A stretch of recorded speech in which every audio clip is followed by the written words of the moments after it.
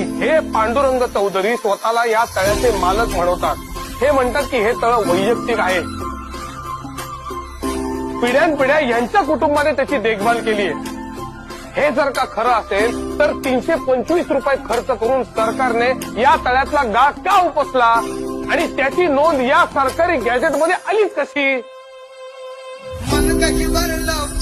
याचाच अर्थ असा की हे तळ खाजगी नसून सार्वजनिक आहे. शास्त्री काय चाललंय आता? हे तुम्ही तर म्हणाला होता की तुम्ही वीरेश्वराची शपथ मी खोलीतून सगळ्या सरकारी नोंदी काढून स्वतः जाणून टाकल्या होत्या.